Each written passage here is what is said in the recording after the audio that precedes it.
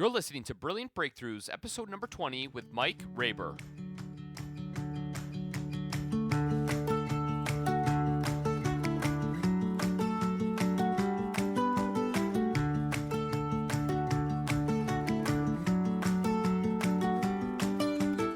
Hi, small business owners. Welcome to the Brilliant Breakthroughs podcast, where we focus on brilliant breakthroughs for the small business owner. This is also the name of the #1 best-selling book for small business and entrepreneurship that you can find on Amazon in written book form as well as an ebook. Just so you know which one it is on Amazon, the title is Brilliant Breakthroughs for the Small Business Owner. Fresh perspectives on profitability, people, productivity, and finding peace in your business. Hi, everyone. My name is Maggie Mongan, and I am the anthology leader of this great book. And today we're honored to have Mike Raber, #1 best-selling author, with us to talk about your business's people performance being supported by understanding the power of community and systems and what it really takes to make your business successful. So Mike's chapter is the 5th one, and it is titled, How to Avoid the 3 Most Common Challenges Every Small Business Owner Encounters.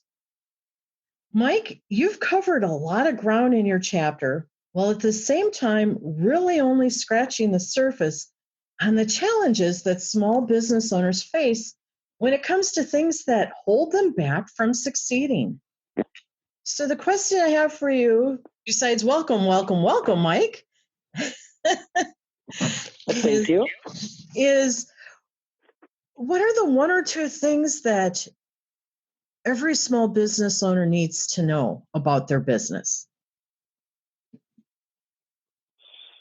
One of the 2 things I would say probably the first and most important, and I touch on it a little bit in the chapter, so I'll go into a bit more detail on this conversation, or in this conversation, and that is building out our value proposition, becoming the brand. And as entrepreneurs, small business owners, we hear all over the place people talking about creating your brand, be the brand, branding this or marketing that. And the one thing that often people get away from is the why. What really is the brand? Why are we in business? Why are we doing what we're doing? Business and being an entrepreneur is very exciting, but it's also very challenging at times. And the strength of our why or commitment behind our business will determine how often and to what degree of success we will be able to ultimately experience. One of my favorite sayings is, if our value is clear, we can surpass any obstacle. So it's keeping that why, keeping that value of who we are as an entrepreneur, as a small business owner, clear in front of us, but then also looking at, okay, now we know who we are, we know why we're in business, but really, why are we different than anyone else out there? What is it about our business that truly sets us apart? Why should people do business with us? And then building out a sense of community from that. It's kind of interesting because I had been an entrepreneur off and on and fascinated in business most of my life, ever since I was a young kid on. And one of the things that surprised me was my wife was pregnant with our first daughter, and she was working in the corporate world and reached the point of or level of success that she wanted to reach at that point.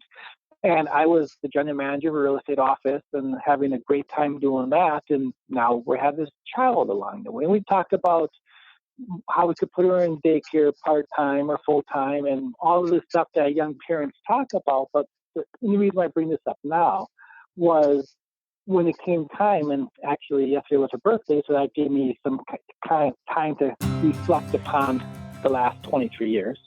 And when she was born, the doctor handed her to me. And I looked down at her and my whole world flipped upside down. Radical paradigm shift. I looked at her and said, no, she needs someone around 24/7. Yes, we will utilize the benefits of a daycare when necessary, but it's going to be on our call, not on the call of an employer. I got up and basically resigned from my job. And ultimately, that was the beginning of my walk as an entrepreneur. And one of the things that was really cool was I had started a limousine company back then. I had a limousine company that I used in real estate office, and that became my business.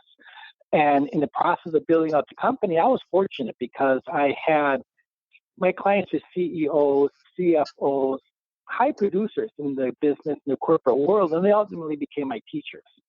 But one of the things I found was, what about all the other business owners that don't have such an opportunity presented to them? And what is it that I, as a limousine company, as an entrepreneur, what sets me apart? I knew what my brand was, I knew what my why was, but I didn't really know what set me apart from every other limousine company out there. And that was when I looked back and kind of reflected on what my company was about. And the biggest goal that I had, not the goal, the biggest asset that I had was I knew a lot of business owners and became the connector between the business owners and each other and their clients. So ultimately, I would kind of tease and tell my clients, think of me as G's, your concierge. Your concierge of a high-end hotel, as an example, and started to become that connector. So people would think of me when they needed limousine service. They also thought of me if they needed a painter or a plumber or a candlestick maker, for that matter. And through becoming that connector, I was able to build the limousine organically, 100% by referral, and ultimately was able to sell the company and open up other businesses since then. And the key and the reason why I share that story is the underlying theme was, even to this day in my business today, is being that connector. I want to serve my clients in what it is that I do, what it is that they pay me for, but my ultimate value to them is to be that person that if they need the needs of another professional, to refer that, to create that introduction so that I'm able to serve them at a far deeper level. And in doing so, my business has continued to grow. And so I guess the ultimate point of all that is, in business, what is it that you do? Why does what you do set you apart?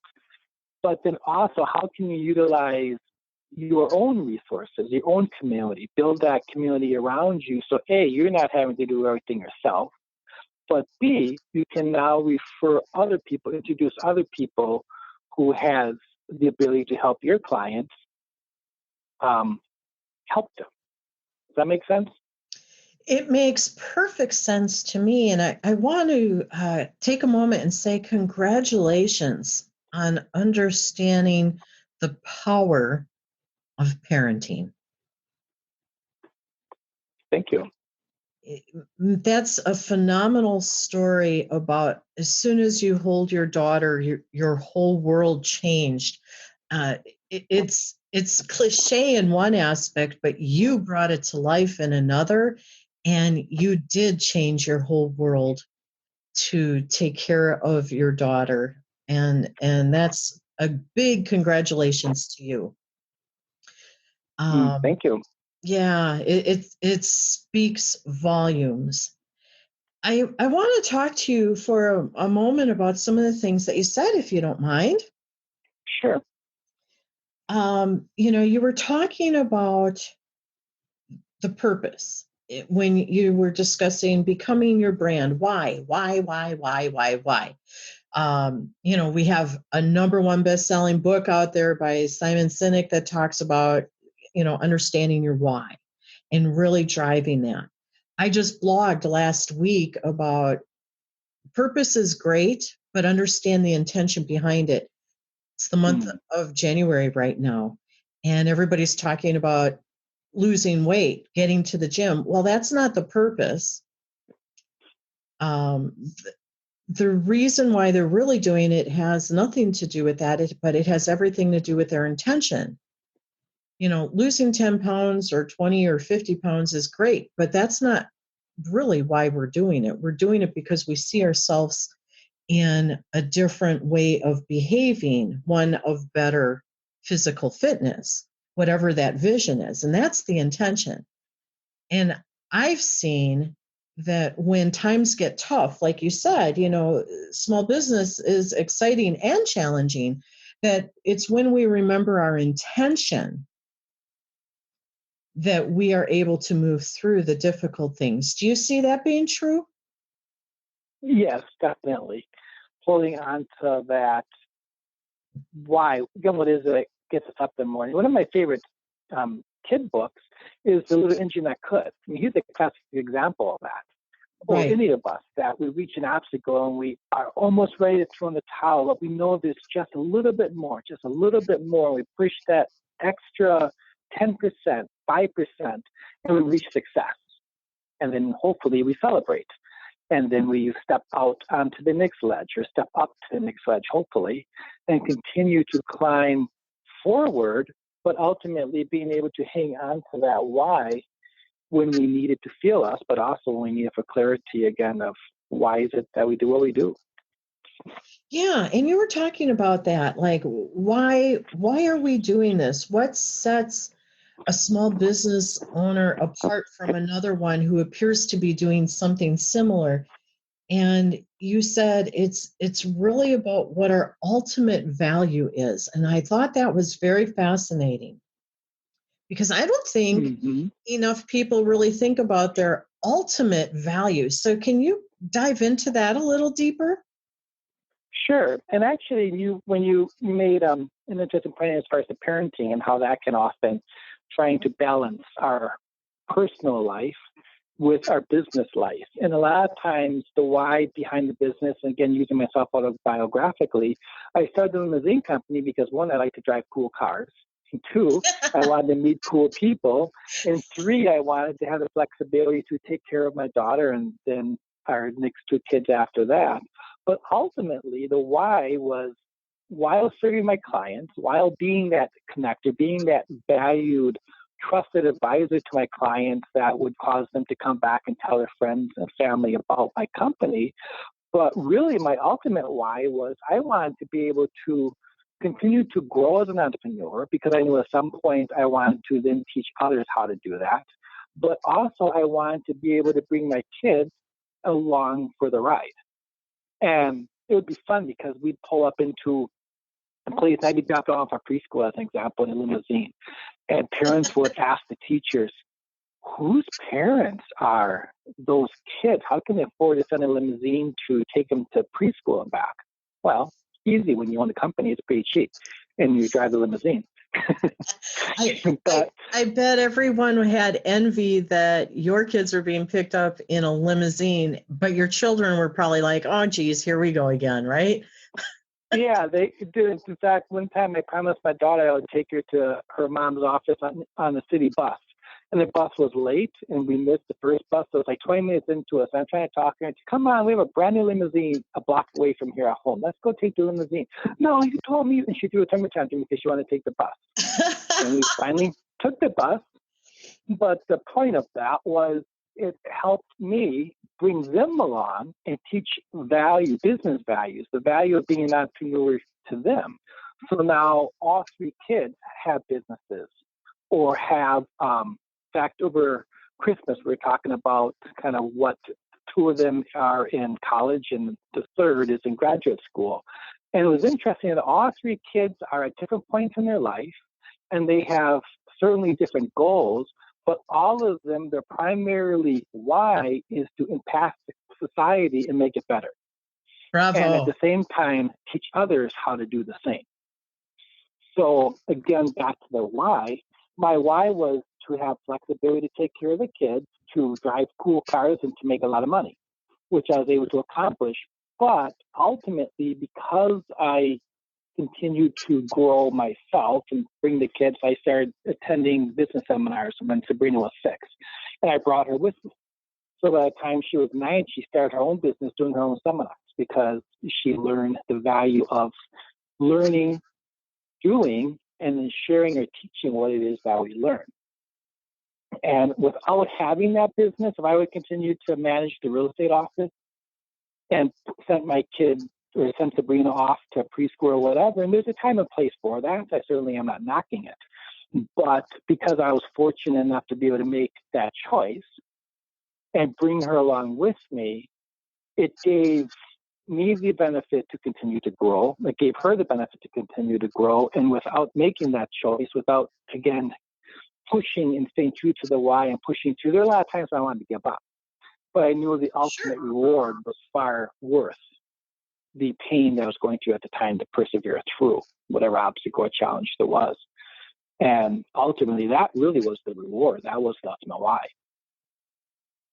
Well, right, because you took the time to stay with it instead of just throw in the towel and find innovative ways to continue to evolve it to become successful. One of the stories that you shared about your daughter and jumping on the city bus versus the limo ride is fascinating to me, because here she is in a school. Everybody on this planet, I believe, wants to be a little different than everyone else. And to all the kids she's in school with, being different would be getting a limo ride to and from school. But to her, different was jumping on a bus, which just goes to show that everybody has a different need that they see as valuable. And you talk about this very eloquently. You sort of brushed over it, actually. You were talking about how we need to set ourselves apart and understand we are a resource, as well as how to utilize one another as resources. And that's another great way that we add value. Yeah, definitely. So one of my favorite sayings is, by ourselves, we can do great things. Together, we can climb the highest mountain. Oh, I think that's in the book, isn't it? Yeah, it is. And as entrepreneurs, as business people, we have the ability to, through the community of working with other business people, to not only help each other and rise each other up, but to also serve and rise our clients, our customers, our local community up at the same time. But it's a together thing. It's not a by myself thing. Right. And, do you see, when you're talking with small business owners, do you see them thinking about their business as a community? Not really. Most small business owners I talk to, and even that I've had the benefit of coaching, tend to start out with, they want to serve the community, they want to serve the general public, but they often try to do it all themselves, or they think they have to. And even I finally had to, I tried to learn everything, hence going to all these different seminars, and tried to do all these different things myself, and spend hours and hours and hours doing things I wasn't good at and shouldn't have been doing because I thought I had to, until I was fortunate enough to have a mentor that said, stop doing that. Find other people whose skills are your weaknesses and borrow their skill sets. Work together and do what you're good at, do what you enjoy, and delegate out the rest. And that one lesson saved me thousands and thousands of dollars and tens of hours of time that I was spending beforehand trying to do it on myself. Right. And you talk more about that in the book. That's the second common challenge, right? Mm-hmm. Yep, definitely. Planning for success and what that really means on a couple different levels. And one of the things you talked about quite a bit was people and the power of people. And that's right. Yeah. And I agree with you. I think when we hear about bootstrapping businesses, or even the word solo entrepreneur, it gives the impression that one must do everything themselves, when in reality, that's not the best approach. And as soon as somebody can figure out that, what their strengths and weaknesses are and delegate appropriately, as you said, utilizing other people and doing an exchange with them, which in today's society and business is financial. So paying somebody to do the things you don't want to do. If it's accounting, then it's accounting. If it's marketing, it's marketing. It doesn't matter what it is. Get the help so you can let your genius shine through. You're right on. That's right. I see it all over the place too. And you talk a lot about know what you're really doing and make sure that you have your systems in place to do it. Mm-hmm. Because there's power in that, right? Yeah, and it's kind of funny too because our clients already expect that, our customers already expect that. I mean, one of the biggest ego shifts I had when I sold the company was I had chauffeurs that drove for me, but I also drove a lot of our more regular customers myself, or clients myself. So I would always end the phone call with, "Okay, Mary, I'll see you Monday," or "Okay, Mark, I'll see you Wednesday." And it was always, "I will see you" if I was picking them up. And they would say, "Okay, Mike, see you Monday," or "See you Wednesday," or what have you. And when I sold the company, for 6 months after selling the company, I still answered the phones because I wanted to make sure that we had a seamless transition. And for 6 months, I'm now in Wisconsin. The limousine company is in Seattle. I would still end the call with, "I'll see you Monday, Mark. I'll see you Monday, Mary," or Wednesday. And for 6 months, never once did a client say, "Mike, where were you?" So in my mind, I heard myself, again, trying to do it all myself, say, "Okay, Mary, I'll see you Monday."